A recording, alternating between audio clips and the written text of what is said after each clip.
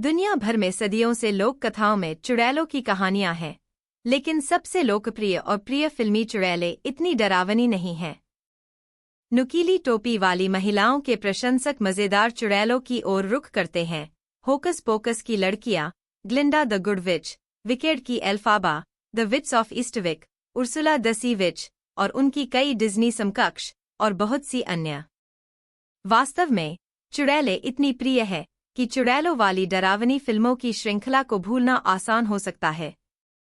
सदियों से लोग चुड़ैलों से क्यों डरते आए हैं, इसकी एक वजह है और ये डरावनी फिल्में यही दिखाती हैं। इतिहास के चुड़ैलों के मुकदमों की सच्ची भयावहता पर आधारित फिल्मों से लेकर नारीवादी डरावनी आलोचनाओं और जादूटोने पर एकदम नए मोड़ तक, कई बेहतरीन डरावनी फिल्में अंधेरे जादू की महिलाओं और उनसे मिलने के साथ आने वाले खतरों के इर्द-गिर्द घूमती हैं। ये सबसे डरावनी चुड़ैल फिल्में हैं जो निश्चित रूप से प्रशंसकों को रात भर जगाए रखेंगी।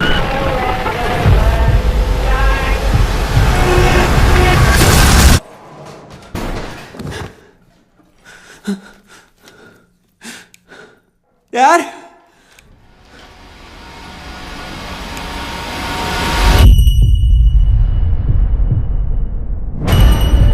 No one could see what we have seen.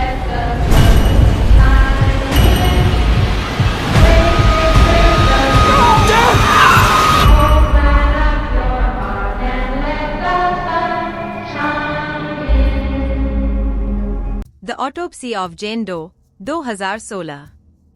निर्देशक आंद्रे ओव्रेडल।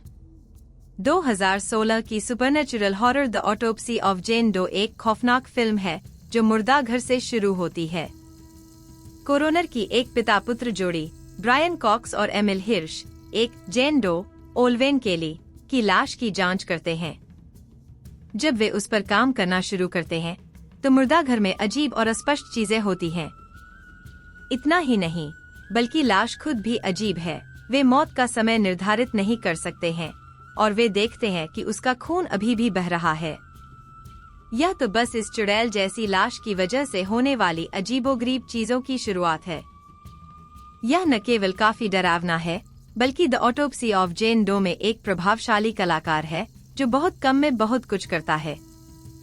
ओल्वेन केली इस कठिन अभिनय में डरावनी लगती हैं, जिसमें वह फिल्म के अधिकांश भाग कोरोनर की मेज पर लेटी हुई बिताती हैं।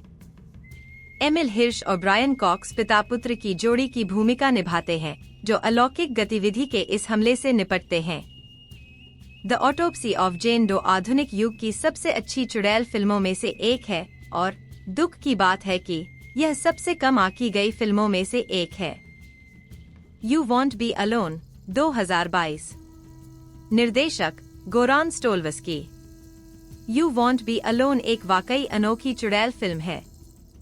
कथानक एक बूढ़ी चुड़ैल मारिया अनामरिया मारिनका पर आधारित है जो एक किसान लड़की नेवेना सारा क्लेमिस्का का अपहरण करती है और उसे शक्तियां प्रदान करती है। लड़की फिर से इंसान बनना चाहती है, इसलिए वह एक युवती को मार देती है और अपने शिकार के शरीर पर कब्जा कर लेती है। एक इंसान के रूप में अपना जीवन जीने से मिलने वाली आजादी का अनुभव करने के बाद वह मानव जीवन के बारे में अपनी बढ़ती जिज्ञासा को शांत करने के लिए इस अनोखी शक्ति का इस्तेमाल करना जारी रखती है। स्वीडिश अभिनेत्री नूमी रैपेस उन कई अभिनेताओं में से हैं जिन्होंने मानव लड़की से दुष्ट बनी महिला की भूमिका निभाई है और संवेदनशील अभिनय किया है। मारिया और नेवेना के बीच मानवीय महसूस करने की इच्छा ही उनके कार्यों को प्रेरित करती है। You won't be alone classic चुड़ैल की कहानी पर एक अनूठा मोड़ देती है, जिसमें मानवीय भावनाओं और मानवीय संबंधों की इच्छा का उपयोग करके चुड़ैलों को राक्षस बना दिया जाता है जो अन्य मनुष्यों को आतंकित करते हैं। Black Sunday 1960।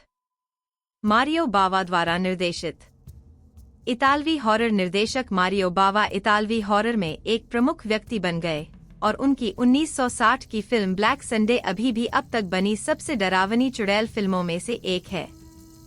इसका श्रेय मुख्य नायिका बारबरा स्टील को जाता है, जो मूल चीख रानियों में से एक है, जो ब्लैक संडे को शुरू से अंत तक एक चुड़ैल के रूप में दिखाती है जिसे मार दिया जाता है और जो सदियों बाद उस गांव से बदला लेने के लिए लौटती है जिसने उसे सताया था।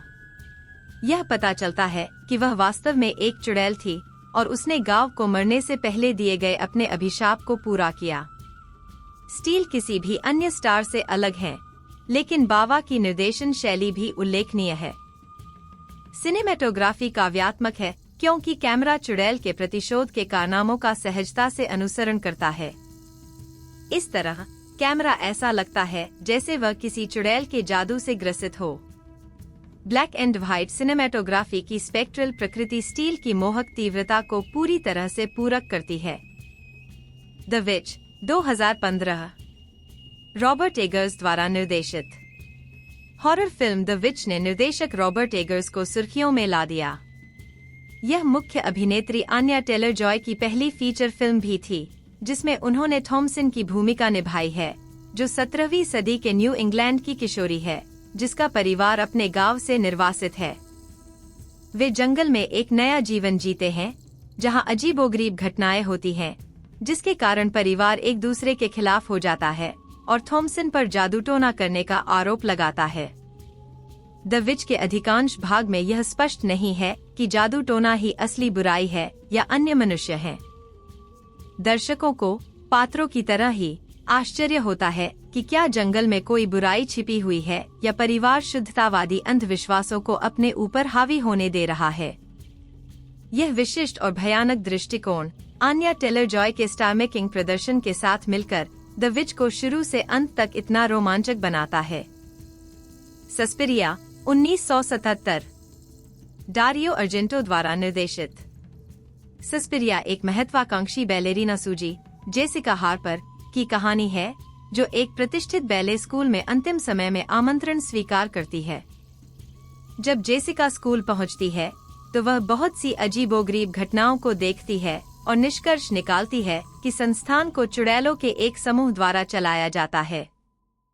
डारियो अर्जेंटो की रंगीन हॉरर फिल्म खून खराबे रचनात्मक मौतों और अपनी जिंदगी के लिए संघर्ष कर रही एक चौड़ी आंखों वाली नायिका से भरी हुई है।